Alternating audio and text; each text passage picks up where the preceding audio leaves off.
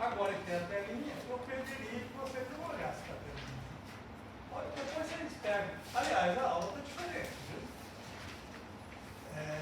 Eu mando, a gente vai acabar a aula, eu mando. A Luda me pediu antes, mas eu não mando antes, senão vocês vão ficar olhando a aula atual. Vou mandar. Na hora que terminar aqui, você fala, manda a aula, professor. Vai sair no vácuo, né, professor? Tá? Então vamos falar de trabalho de parto prematuro. Eu acho que até essa no meio era bom.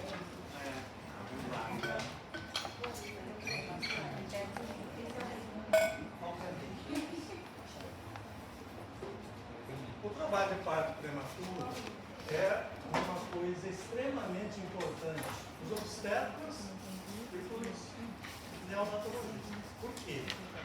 É a maior causa de óbito neonatal, a prematuridade e da morbidade neonatal também. E vocês vão ver uma coisa interessante.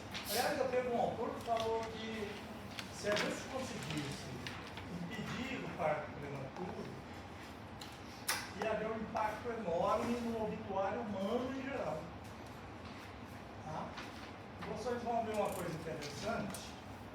Sempre não se preocupe muito com ler. Mas esse aqui, essa cor é 2010.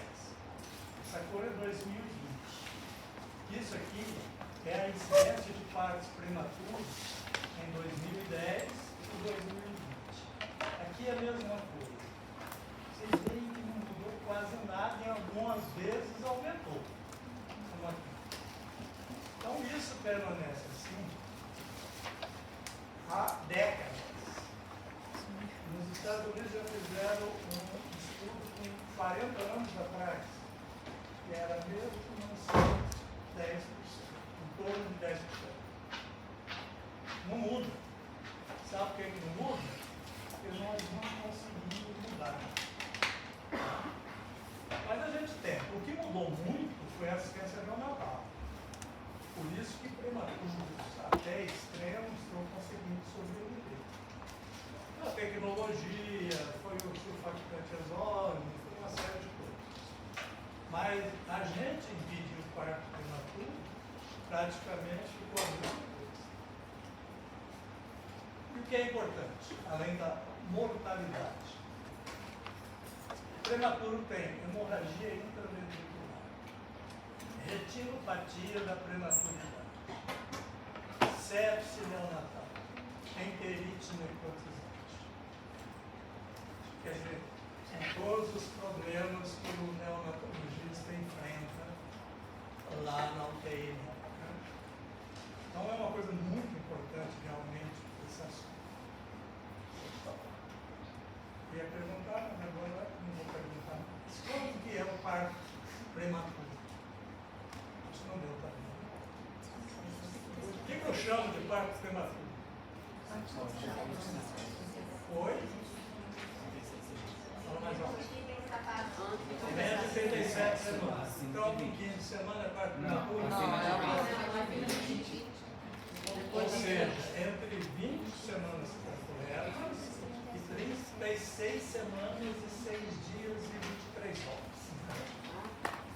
Ou e 37 incontáveis. Isso é o que a gente chama de parto prematuro. Agora eu não quero falar.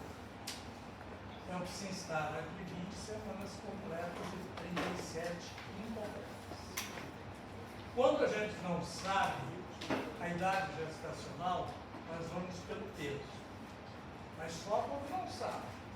Não é o peso entre 500 e 2.500 gramas. Abaixo de 500 é aborto, acima de 2.500 é presumidamente inteiro. Tá? E isso é importante a gente usar só quando a gente não sabe a idade gestacional. Porque se você tem um feto com restrição de crescimento, ele pode estar com 24 semanas e pesando 470 gramas. Ele seria aborto? De jeito nenhum. Né? Então a gente só usa peso quando não tem idade gestacional. Tá? A gente tem um limite para nós, para a pediatria, maturidade extrema, que é abaixo de 28 semanas. A sobrevivência nesses fetos que nascem abaixo de 28 semanas é muito pequena. Depende, é claro, do lugar que estiver, que está. Se estiver lá no Canadá, nos Estados Unidos, no Grande Centro, 70%, 80% vai sobreviver. Mas na nossa realidade não vai ser isso. Então a gente tem, o obstetra tem medo disso aqui, 28 semanas. É um marco que para nós é muito importante chegar nele. E a maturidade presumida é 34 semanas, então 37. Então nós vamos falar adiante, mas eu vou adiantando que fetos são 34 semanas, que é com o trabalho de parto, a gente já não interfere mais. Deixa nascer. Porque é onde já existe maturidade pulmonar, renal, etc. Então a gente não interfere. Então é a chamada maturidade presumida. Termo, 37 semanas ou mais. Pós-termo é uma briga imensa. Alguns falam de 40, outros falam de 42. Mas a gente sabe que a gravidez dura em média de 38 a 42 semanas. Hoje nós chamamos de pós-natismo, pós-termo, com 40 semanas. Mas a gente só interfere com 41. Antigamente era 42. Mas se verificou que morria muito feto intraútero entre 41 e 42. Então hoje mesmo lá no hospital, uma gestante, 40 semanas, 41 em um dia, que estava sendo induzido o parto dela, que não pode deixar passar disso. Quando é possível, quando não é possível, vai para cesárea. Né? A incidência é 10% de todas as gestações. Mas eu terceiro, não vou colocar mais dessa música. O terceiro ponto que não está no slide de hoje. É importante ressaltar que o trabalho de parto prematuro muitas vezes é uma solução e não um problema. Como nas infecções amnióticas por amniorrex prematuro, que é o assunto da nossa próxima aula. A bolsa da roupa pode infectar a cavidade, infectar o neném, e ele morrer e a mãe até uma certa semana. Aí ele entra em trabalho de parto, nós vamos impedir? Não, deixa nascer. Não, fora. Nas infecções sistêmicas maternas, porque a gravidez complica a infecção sistêmica, seja lá qual for a origem. No sofrimento fetal, isso é meio óbvio, né? Se o feto está em sofrimento, por que deixar ele lá dentro? Já é fora. Na insuficiência placentária, a placenta não está funcionando bem, melhor que ele nasce. No descolamento prematuro de placenta, porque se a gente deixar, ele vai morrer. E alguns outros casos, que são os principais. Tá? Vocês já tiveram aula de BBT? Já. Então, cobras, né? Muito bem. Quais são os fatores? Quais são os fatores associados ao trabalho de parto prematuro? Tendência familiar. Tendência a se repetir. Então, é muito importante que na nossa anamnese nós vamos perguntar, na primeira consulta do pré-natal, a sua família tem prematuro? Você já teve algum prematuro? Ah, já tive 3 filhos. Qual foi a idade gestacional que terminou cada gestação? Eu insisto nisso, e se vocês forem amanhã comigo lá no hospital, na hora dos internos passarem visita, eu vou perguntar e eles não vão saber. Eles passam o caso a gestação. Os 3 partos foram de tempo? Eles vão olhando. Então tem que saber, gente. Quando você faz a anamnese no pré-natal, ou uma paciente que se interna, você tem que saber o que aconteceu com ela no passado, se ela já teve mais filhos, se for um pré-natal. Porque a tendência a se repetir é muito grande. Tá? Então, já chama atenção. Raça e idade é discutível. A raça, ela está associada a condições socioeconômicas, que é importante. Tá? Porque tem pouca higiene, não tem água na casa, se alimenta mal, promiscuidade, etc. Agora, a idade, já houve artigos que falavam que é adolescente e a mulher, dos 40, tinham mais chance de ter maturidade. Isso até agora não foi comprovado. Nesse momento, eu, o presidente e a vice-interna estamos fazendo um trabalho, nós estamos fazendo um levantamento no Hospital Geral de todas as mulheres com mais de 40 anos que pariram lá, e as menos de 20 anos.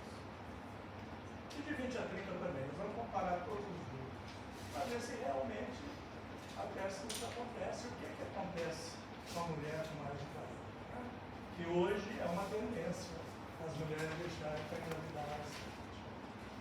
Mas na realidade não há provas que a idade facilite a predisponente para o parto.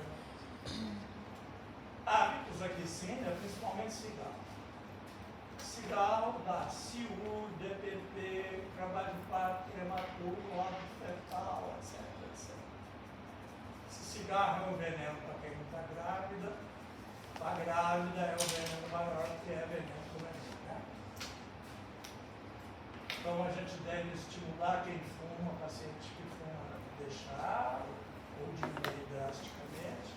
E o alcoolismo, drogas ilícitas, a gente pega muito viciadas em crack. Não é nem cocaína é crack. Crack. Pega maconha e crack.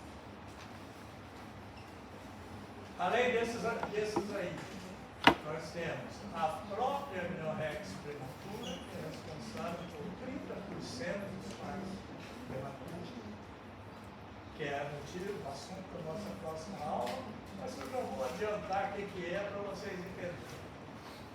É a ruptura X, da membrana amniótica da amniorrex, antes de iniciar o trabalho de parto.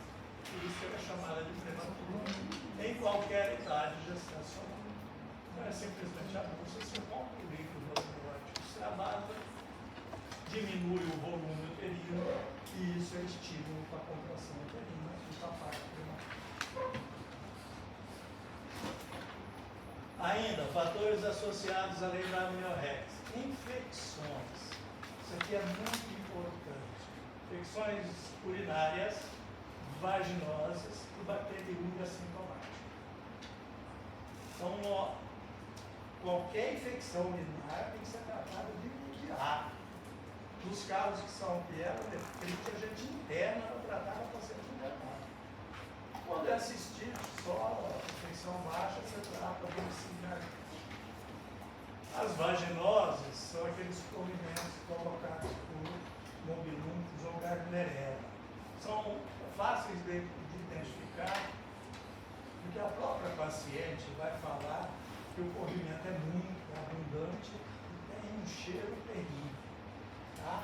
Essa é a principal característica da vaginose. E que tem que ser tratada porque predispõe a parto prematuro. Bacteriúria assintomática.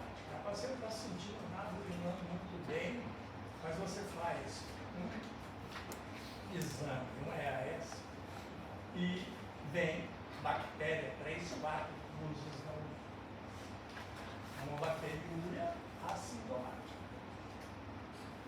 O acadêmico seria pedir uma cultura, se não já foi pedido. Mas como em saúde pública, isso é complicado, até vir o resultado da cultura, etc., a paciente já pode até entrar no trabalho de parto. Se a gente pega no EAS mesmo, 3, 4 cruzes de bactéria, a gente está também. Se for 1, 2 cruzes, a gente perde a urocultura. Mas 3, 4, trata logo, porque o remédio não faz mal e a bacteriúria faz. Malformações uterinas. Aqui a gente tem um útero bigorno, aqui um útero unicorno, aqui um útero de delfo ou duplo, aqui um útero septário. Todos esses úteros não têm a forma ideal para abrigar uma gravidez. Então, eles são causas, se não são de abortamento, são causas de parto prematuro. E isso a gente descobre no próprio ultrassonografia. E miomas. Os miomas, miomatosos, são tumores benignos, muito frequente em pacientes acima de 35 anos, mas pode ocorrer em pacientes mais jovens. Tá? Esses miomas, dependendo da posição, esse aqui, por exemplo, esse e esse também, que são intramurais, submucosos, etc., eles diminuem a cavidade uterina e com isso levam a partos prematuros quando não levam a morte. Esse aqui, ó, estão vendo aqui, é um mioma pedicular externo. Isso aí não acontece nada. Se ele não torcer e lhe dar uma emergência, né? Se não torcer, ele não vai ter ferida. Mas o submucoso, intramural, etc., o pedicular para dentro, eles interferem. Oi? Subseroso não. Porque ele está mais para pode, dependendo do tamanho, ele pode. Tá? Geralmente, se for pequeno, não. Muito bem. Além disso, nós temos um item chamado incompetência istmo-cervical. Vocês já tiveram uma aula de aborto? Então, vocês já sabem o que é incompetência istmo-cervical, né? Porque ela é causa de abortamentos tardios e causa de partos prematuros, principalmente os precoces, 25, 26 anos. É a dilatação do colo antes do trabalho de parto. O qual já é dilatado antes da paciente entrar em trabalho de parto. E muitas vezes ocorre o abortamento tardio ou parto prematuro precoce, são o que a gente chama de silenciosos. De repente o paciente perde o neném. Porque não precisa nem ter nem contração, é pela gravidade. Tá? Então, a incompetência istmo-cervical é um fator muito importante de causa de trabalho de parto prematuro. E o diagnóstico, aí a maciça das vezes é retrospectivo. É lá na anamnese.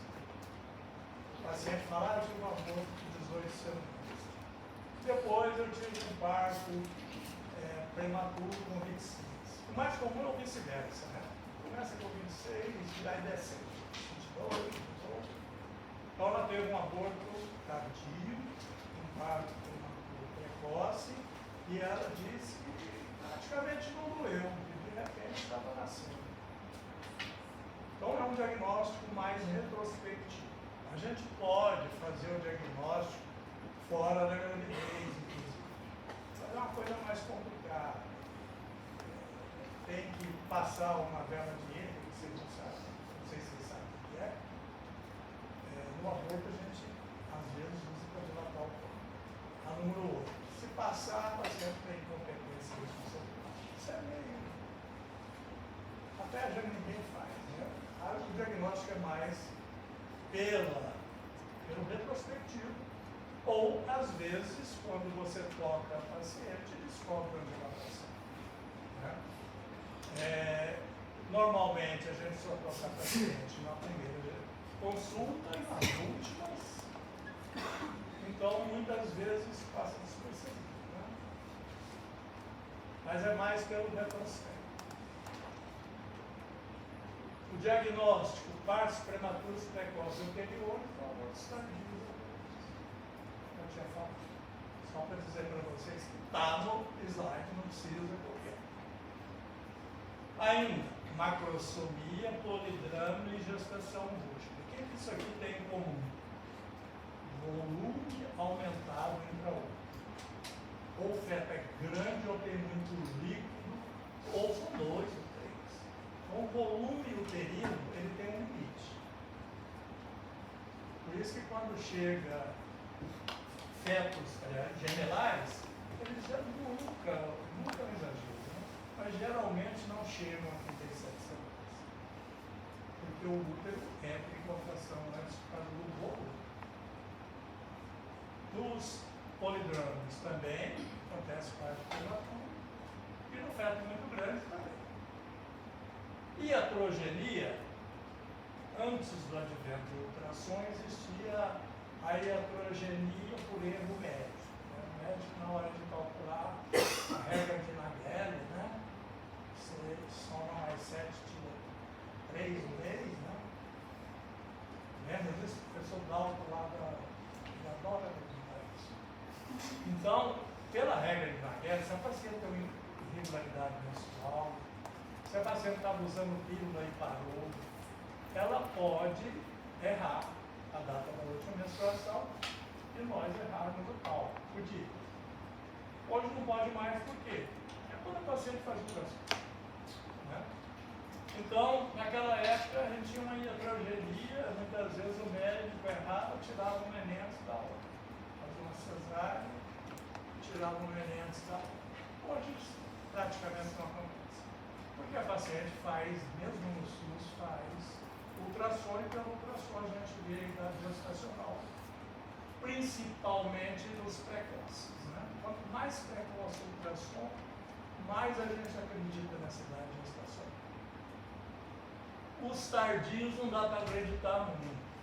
Um ultrassom de 36 semanas, ele pode errar 3, para mais ou para menos. Mas um ultrassom de 8 semanas, ele vai dar quase em cima. No máximo 2 dias. Então, a gente vai pelo ultrassom hoje em dia, quanto mais precoce, melhor, e raramente nós vamos errar. Mas muitas vezes, nós temos, vamos dizer, a iatrogenia benigna. É aquela mãe com eclâmpsia. 32 semanas. Eclâmpsia é igual a interrupção da gravidez, não tem pressa. É aquela mãe com uma pré-eclâmpsia grave que não está respondendo medicações. É aquela paciente que a placenta está insuficiente. Isso a gente descobre no Doppler, né? Você já viu no Doppler? Não, mais tarde. A gente descobre no Doppler nos diz se a placenta está suficiente ou não. Se tiver insuficiente, 31 semanas, a gente tira o neném. Porque se a gente deixar, ele vai morrer. A placenta não está funcionando direito. Então, são uma série de casos em que a gente tira o neném para preservar ou ele ou a mãe, ou os dois. Tá? Então, é a iatrogenia, entre aspas, benigna. A gente tem maneiras de prever e prevenir o trabalho. O prevenir é o problema. Né? Prever, dar os instrumentos utilizados que indicam maior chance desse evento ocorrer, principalmente a anamnese. Prevenção envolve os cuidados que a gente usa para evitar que ocorra o trabalho de parto. A predição identifica o risco, a prevenção evita o seu advento. Predição, identificar os fatores de risco. Anamnese, exame físico. A anamnese para ver aquilo que eu já falei, principalmente parto prematuro anterior, e o exame físico para ver se tem já uma dilatação silenciosa do colo com incompetência em ritmo celular. Fibronectina fetal. Essa fibronectina é uma proteína que ela serve, vamos dizer assim, de cola entre as membranas e a parede do útero. Esses pontinhos vermelhos, vocês estão vendo também aqui. Tá? Até 22 semanas, elas escapam aqui para a vagina. Então, se a gente mede, nós encontramos fibronectina na vagina.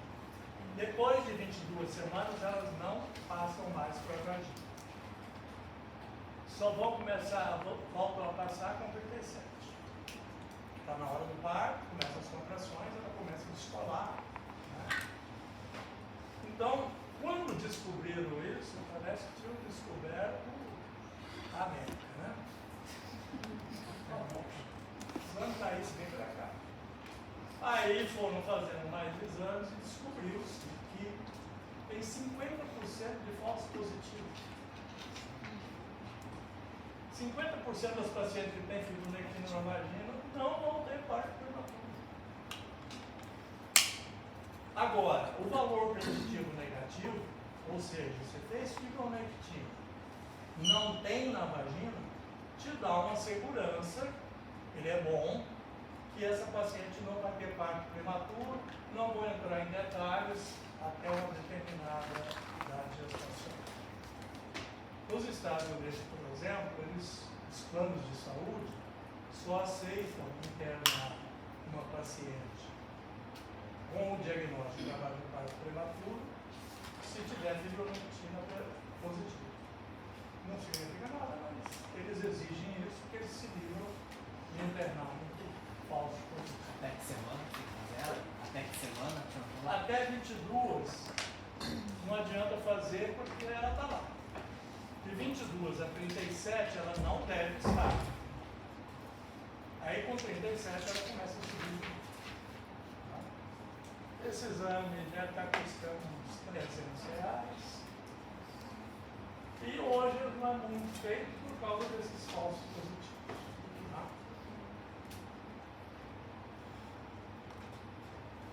Ele tem um dever. E outro mecanismo de predição é a ultrassonografia transvaginal abdominal, não serve. Como vocês sabem, até 20 semanas a gente faz ultrassonografia transvaginal na gestante. Acima de 20 semanas a gente faz abdominal. Tá? É o padrão. Mas se você quer medir colo, tem que ser transvaginal. Abdominal é realmente. Então, se você desconfia, tem que ter uma desconfiança, né? Porque não dá para fazer em todo mundo. Se fosse possível, seria bom. A gente pediu pelos custos, todas as pacientes com 22 a 24 semanas, medida do colo e ultrassom. Mas não é possível, gente.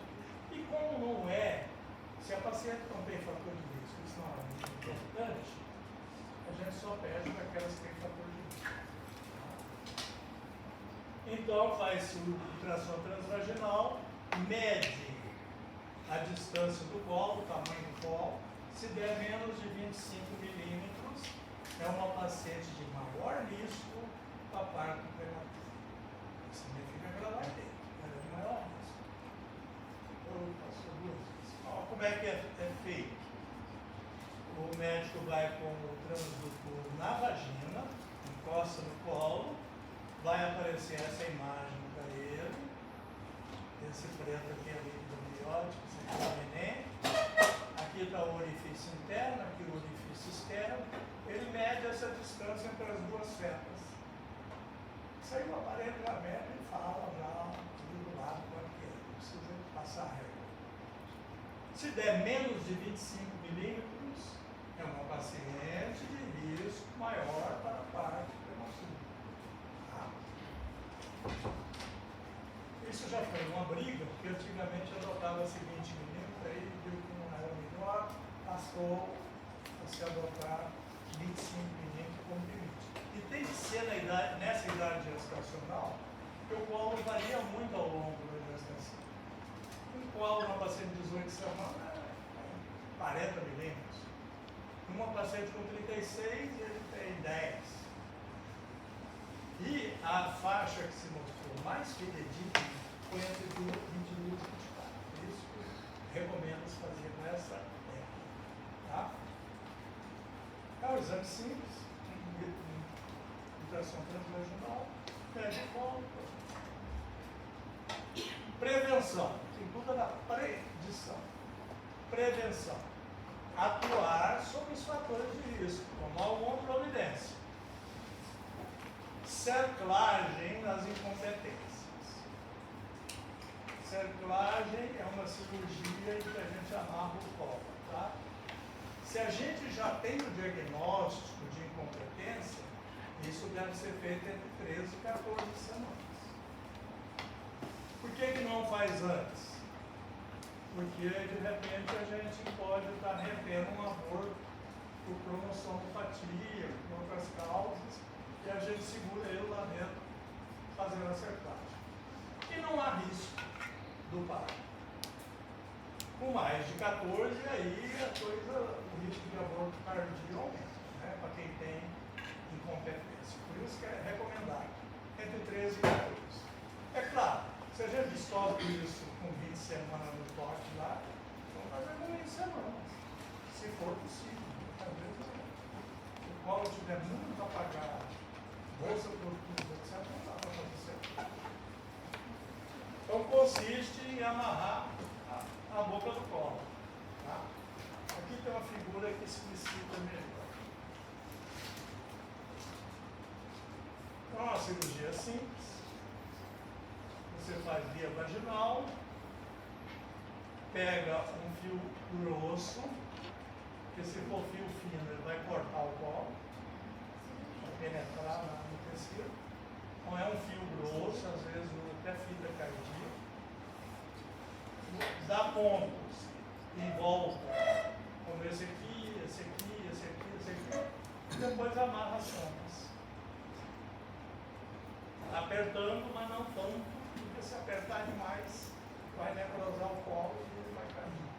Então, tem que ter sensibilidade na hora de apertar o nó. Né? Então, essa cerclagem, esse aqui é tipo McDonald's, existem outras propostas, até uma brasileira, que é o que sabe, mas a mais usada é essa, que, na minha opinião, é melhor. Detalhe, não esquecer de tirar com 37 semanas, né? Senão a paciente não vai valer. E se ela entrar em trabalho de quarto franco, isso aí vai rasgar.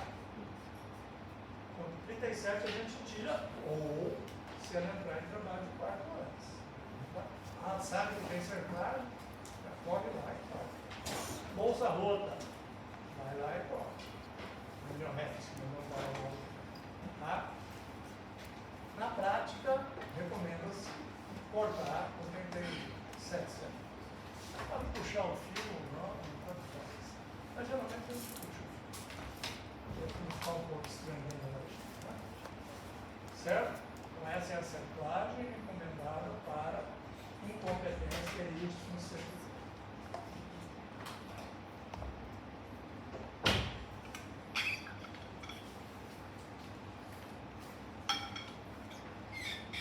Atuando ainda sobre os fatores de risco. Consultas mais frequentes e repouso físico na gestação múltipla. Tratar as infecções urinárias e vaginosas. Desestimular hábitos nocivos. Tratar o polidrame.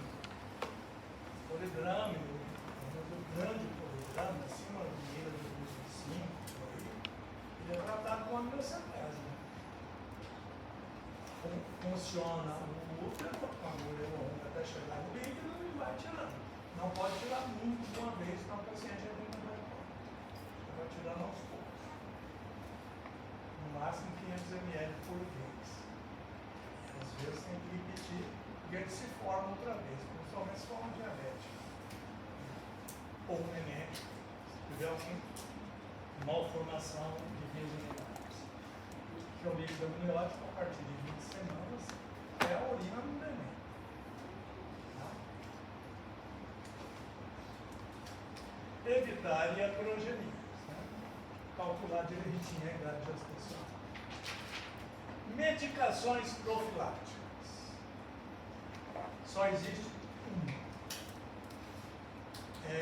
Prescreve-se muito por aí, não sei se alguém de vocês já viu, a famosa inibina.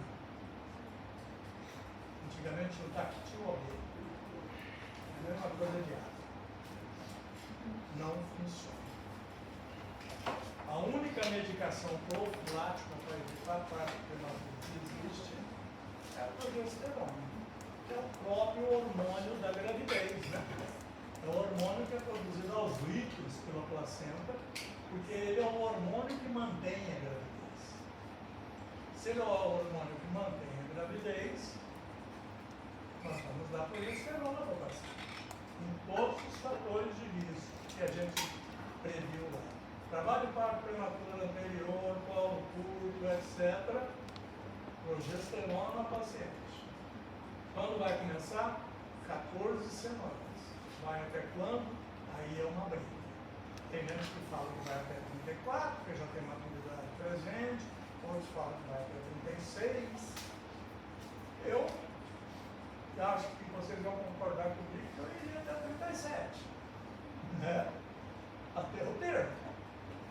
É o mais lógico. Mas vocês vão ver em livro até 34, até 36, etc.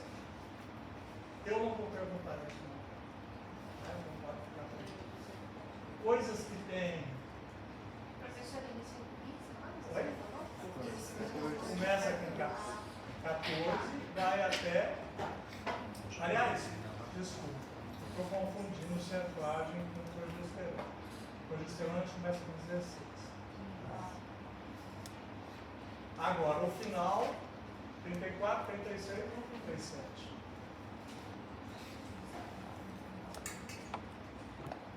Então, progesterona, utilizar apenas em grupos de risco. Esse é outro problema que atualmente a gente vê na obstetrícia. Para tudo que acontece com a gestante, o pessoal prescreve progesterona.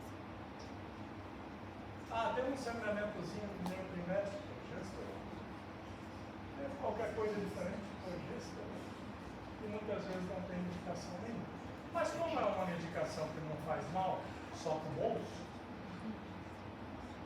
tudo bem. Né? Porque não é barato.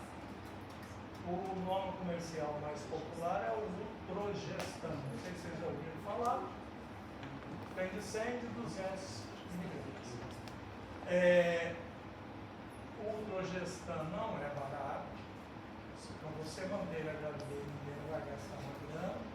Então tem que indicar quando tem indicação. Mas a paciente tem uma alternativa. Pode mandar manipular em farmácia de manipulação, supositórios vaginais de progesterona natural. E sai muito mais barato. Tá? Então a gente usa nesses casos, prematuros anteriores, perdas gestacionais tardias, colo curto, menos de 2,5 centímetros. Progesterona de 16 a 34 semanas, que é o que diz nos livros. Outros dizem 36, eu por mim vai até 37. Outra coisa que eu odeio, mas 100 a 200. Aí você não é 100 a 200. O que difere? Então, eu já recomendo, como a maioria, 200. Tem gente que usa 400, 600, é um absurdo, jogar dinheiro fora. 200 são suficientes, tá? Por via vaginal ou oral. A via vaginal é muito melhor. Porque você coloca na vagina, ela já está pertinho do útero. Vai absorver por ali mesmo. Não tem a primeira passagem hepática que degrada. E não causa os efeitos colaterais que a via oral causa. Náusea, às vezes até vômito, sonolência, moleza. A gente já sabe que, por exemplo, a gestante já tem isso naturalmente, né? Quem já gestou sabe. Dá uma preguiça, insônia.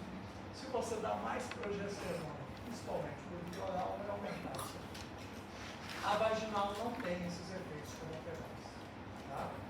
Por isso que a via predileta é 200, via vaginal, à noite, porque se ela colocar de manhã, inflamar, trabalhar, etc., vai escorrer. Se ela coloca à noite já na cama para dormir, não vai, né? Vai aproveitar do tá? 200 à noite, começa com 16, vai até 36, 37, 34. Aí depende da vontade do freguês. Acho que nos livros mais antigos da 34. Os outros já tem trabalhos falando em 36. Eu discordo, acho que vai a 37. Né? Preferir a via vaginal. Diagnóstico. Aqui começa o problema. Presença de contrações uterinas ritmadas. Tem que ser uma contração que dure pelo menos 40 segundos. E tem que ser dolorosa. Porque a paciente tem contrações indolores durante a gravidez, as contrações de Braxton-Hicks. Né? A contração tem que ser dolorosa, ritmada, no mínimo 2 em 10 minutos. E tem que ter alteração no colo. Se não tiver, não é parto prematuro. Não é trabalho de parto prematuro. Paciente, e como vocês são inexperientes, e o pessoal está no esporte também, eles medem a contração, dá sempre mais do que foi, e às vezes nem tem uma contração real, é Braxton-Hicks. Eles medem, aí mede e interna a paciente com colo longo posterior fechado. Aí no outro dia alguém vai dar aula. Não tinha nada a ver. Mas já tomou drogas perigosas. Esse é o problema. Então tem muito falso positivo, falso diagnóstico, e aí a gente fala, opa, estamos com uma estatística boa. Terminamos 100, conseguimos 90 e mandar para casa. Não era nada disso. É um falso trabalho de parto. Né? Então, 2 contrações em 10 minutos, dolorosas, no mínimo 40 segundos, colo dilatado ou esvaecido, apagado. Tá? Isso caracteriza um trabalho de parto. Nessas condições, o que a gente faz? Interna a paciente. O paciente tem trabalho de parto prematuro, tem que ser internado. Tá? Para a gente poder tratá-lo. Tentar evitar o parto.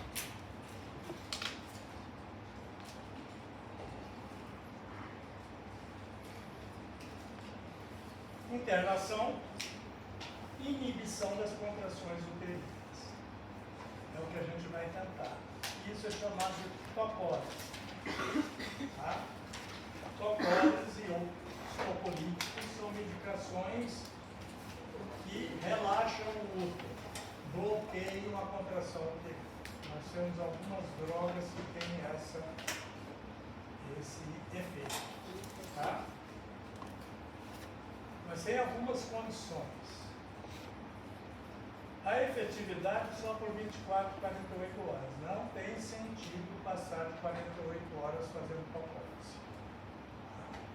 O objetivo é ganhar tempo para a transferência, se a paciente estiver no interior, não tem UTI-NEL, aí, para ganhar tempo para a transferência, a gente começa a tocólise. E para dar tempo do uso de corticosteroides, que nós vamos ver daqui a pouco com mais detalhes, ele ajuda muito na morbidade e mortalidade perinatal. Contraindicações protocólicas absolutas. Feto morto, não tem lógica. Né?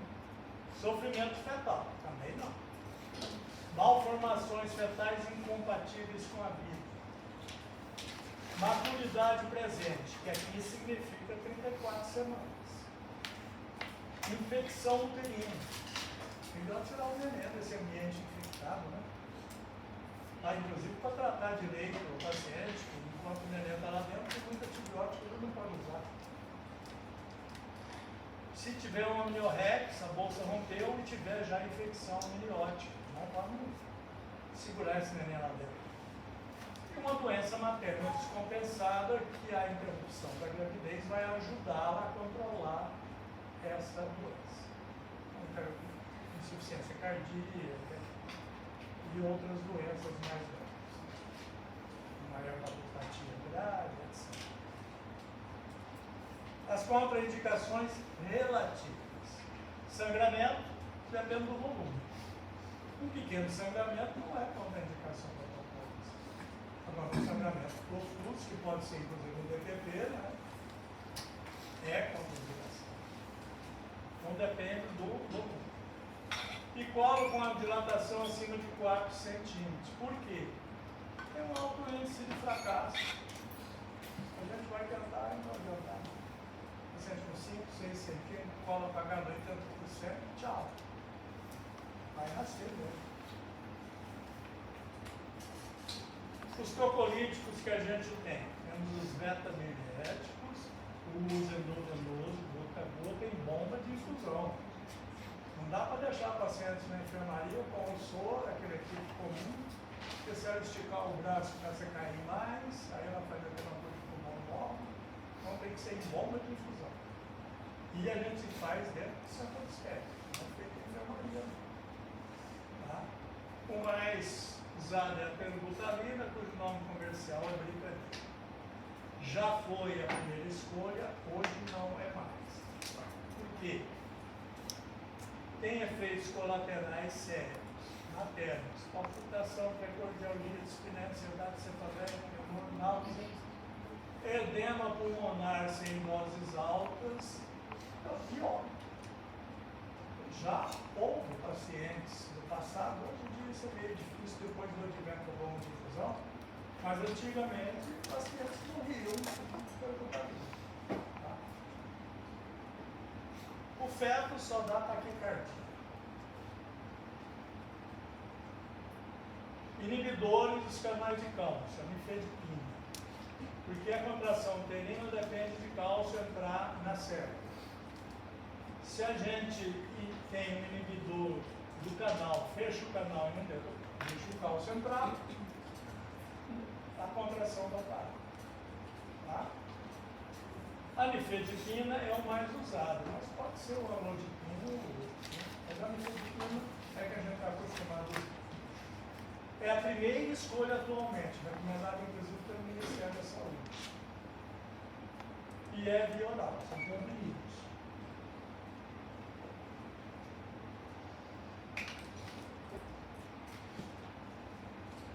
A nifedipina, a gente usa de ação rápida, ela tem efeitos colaterais também. Cefaleia, rubor facial e hipotensão. Isso aqui, a cefaleia é leve, o rubor, só dá aquele esquentamento no rosto, né? E a hipotensão é rara se a paciente for normotensa ou hipertensa. Ela é contraindicada em pacientes que já estão hipotensas. Vai piorar a hipotensão. E portadores de insuficiência cardíaca ou estenose aórtica. Então hoje a nifedipina é a nossa primeira escolha. Muitas vezes ela falha, a gente vai para a percutasia. Mas a maioria das vezes funciona bem, tem a vontade de ser oral. Não vou entrar em doses com vocês. Quando chegar lá no internado, vocês já esqueceram, lá vão aprender. Além deles, os inibidores de prostaglandina. A prostaglandina é uma substância muito importante para a contração uterina. Inclusive, quando o volume uterino aumenta muito, ele libera a prostaglandina nas membranas. E por isso que provoca o parto prematuro. Os inibidores de prostaglandina são os anti-inflamatórios não esteroides. Mas eles têm problemas graves. Fechamento do duto arterioso fetal, com hipertensão pulmonar e oligômio severo. Se usar indometacina uma semana, o líquido amniótico seca, zero. Tá? Então é uma droga muito perigosa. A mais usada é a indometacina. Hoje se admite o uso em ocasiões muito selecionadas. Por exemplo, você tem um trabalho de parto com 26 semanas e tem um poligrama. Você usa indometacina, por quê? Vai inibir o trabalho de parto e diminuir o líquido. Mas no máximo 3 dias. No máximo 100 mg. A droga interessa, no máximo 3 dias. Tá? Ou você está no interior, quer transportar a paciente para um lugar que tem UTI e mel, coloca um supositório de 100 mg de indometacina e manda a paciente. Mas só nessas situações. Tá? Hoje não se usa mais indometacina em situações comuns. Por conta dos efeitos colaterais graves. E aí vem o atozimab, é uma última novidade. É um antagonista de ocitocina, a gente sabe que a ocitocina provoca contração. Se ele antagoniza, na verdade ele bloqueia o receptor. Ótimo, né? A apresentação é endovenosa. Ele é tão efetivo quanto os outros. Ele não é melhor, não. Os efeitos colaterais é que são bem menores. Náusea leve, dorzinha de cabeça, mas são leves. Não tem impacto nenhum no feto. É um grande problema que eles têm. Alto custo. Eu venho acompanhando o preço do atozimab antes de dar essa aula. Quando eu comecei a dar aula era R$2.000. Atualmente está em 1.400, entendeu? Há 2 dias. R$1.400. Então, em saúde pública, no hospital geral, não tem atozimab. Não sei se tem ele bastante. Tá? Seria bom por causa dos efeitos colaterais que são benéficos. Né? E ele tem a mesma eficácia dos outros. Mas o preço em pacientes particulares, planos de saúde, pode usar. Não sei se a menina está autorizando, mas se a paciente for particular, pode.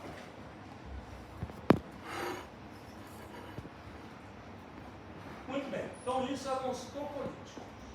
Agora vamos falar de outra droga, que são os corticosteroides. Tudo começou com esses 2 autores em 72. Ela tem 52 anos. A gente continua usando. Eles descobriram que, primeiro, numa pesquisa em carneiros, depois eles passaram para humanos. E quando se dava corticoides para pacientes em trabalho prematuro, eles fizeram um estudo com um grupo de pacientes, 70 e poucos, usando corticoide, e outro grupo com 70 e poucas também, usando placebo. E viram que nesse grupo que usou corticoide, houve 50% menos de síndrome de desconforto respiratório, hemorragia ventricular e morte. Então, daí para frente, começou a usar corticosteroides. Tem que comprar o tamanho. Ação. Estimula a produção de surfactante pelos pneumócitos 2 do pulmão fetal. O surfactante, o pneumócito é a célula que reveste o alvéolo. O surfactante é uma substância proteica que ela é jogada pelo pneumócito dentro do alvéolo, forra o alvéolo por dentro e impede que o alvéolo colapse na expiração. Tá? Porque se isso acontecesse, na próxima inspiração ele ia ter grande dificuldade, e essa dificuldade iria aumentando até ele morrer. Né? Então ele estimula a produção de surfactante, diminui a incidência de hemorragias intracranianas, diminui a frequência de enterite necrotizante. Os efeitos indesejáveis são hiperglicemia. Então a gente não usa em diabética pré-gestacional, tipo 1 e 2, na gestacional a gente usa, tá?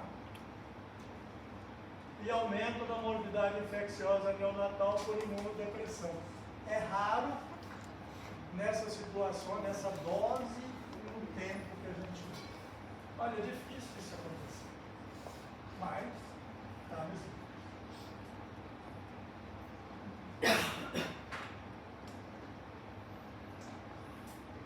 Então, voltando àquele slide do começo, o corticoide evita a hemorragia intraventricular, evita enterocolite necrotizante e evita a síndrome de desconforto respiratório neonatal.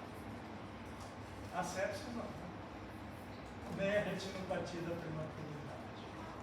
A retinopatia da prematuridade é mais piorada ou causada pelo oxigênio que a gente dá para o oxigênio e provoca isso se for oxigênio demais. E a própria fenotipicidade, tá? Então, o corticosteroides, quando que a gente dá? De 24 a 34 semanas incompletas. Então, 24 completo, 34 incompleto. Por que não dá abaixo de 24? Porque não criar um véu quanto mais filhones. Por que não dá acima de 34? Porque o neném já tem sulfactante suficiente. Tá? Quais que a gente usa? Beta-betazona ou dexametazona. Por que o tamanho está diferente? Porque essa aqui é a de escolha. A gente só usa dexa se não tiver beta. Faltou o hospital, ele vai dexa mesmo. Mas se tiver beta-metazona, é beta-metazona.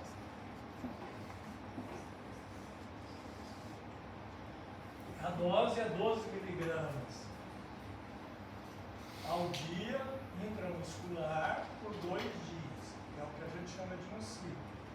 Então, o total vão ser 24 miligramas. Então, se você interna um paciente que trabalha de parto prematuro, na hora da internação você já faz 12 miligramas intramuscular de beta-metazona e amanhã, no mesmo horário, faz mais 12 miligramas. O efeito ótimo, 24 horas depois da última dose. Quando é dexa, aí faz 6 em 6. 6, 12 horas depois 6, 12 horas depois 6, 12 horas depois 6. Quando é beta, não. 12 de uma vez agora, 12 de uma vez amanhã nesse horário.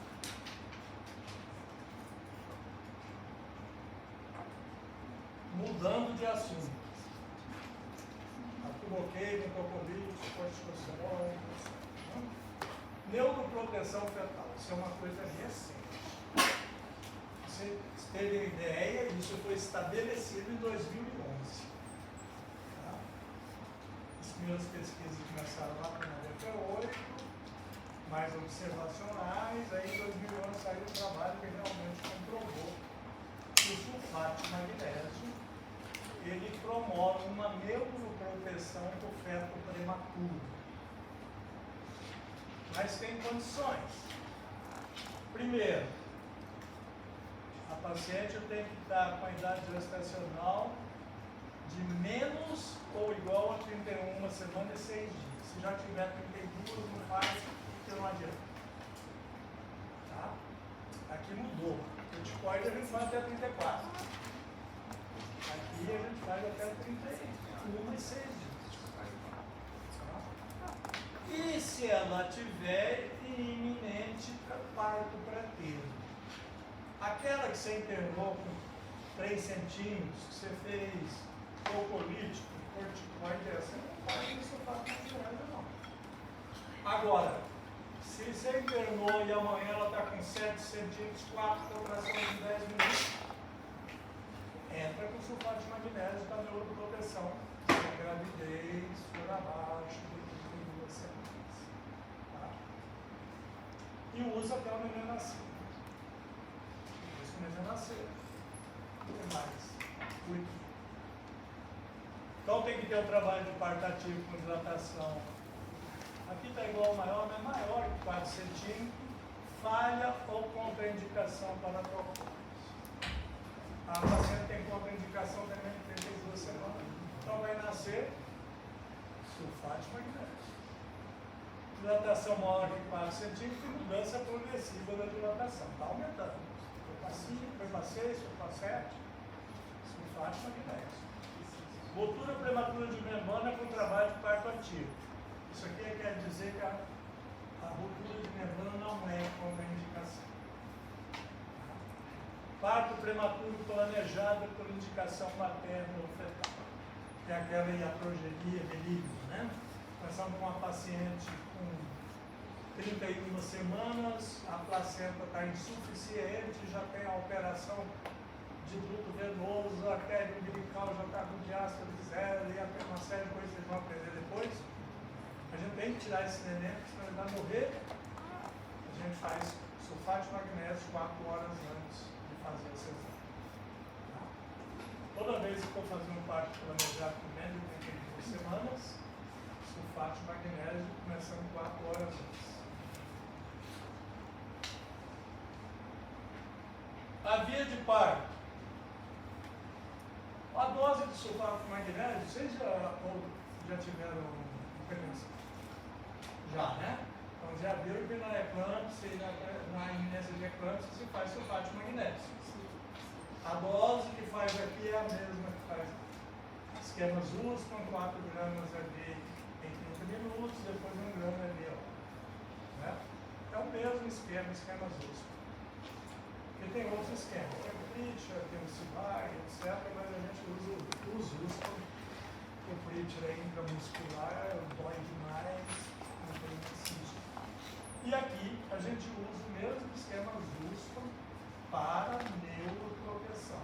Essa neuroproteção diminui paralisia cerebral e outros problemas neurológicos. Tá? Sulfato de magnésio, também foi descoberta recente. Hoje está indicado e a gente deve usar, porque já está nas recomendações.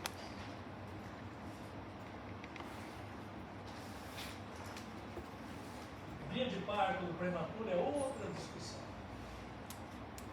Cesariana para fetos com menos de 1.500 gramas ou com vitalidade comprometida. Via obstétrica para fetos com 1.500 gramas ou mais e vitalidade preservada. Né? Isso aqui hoje é discutido. Tem gente que acha que o feto de menos de 1.500, se tiver com a vitalidade preservada, a variação fetal boa, ele pode nascer no dia da.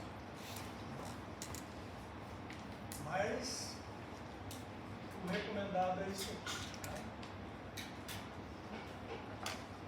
Pós-parto e colpei neonatal. E o mais importante, lembrar que na próxima gravidez isso pode se repetir. Então a gente tem que anotar direitinho que faz parte do transição. Na próxima gravidez ela vai usar progesterona. E o cuidado vai ser maior. Vai se fazer toque mais vezes na gravidez, etc. Fim.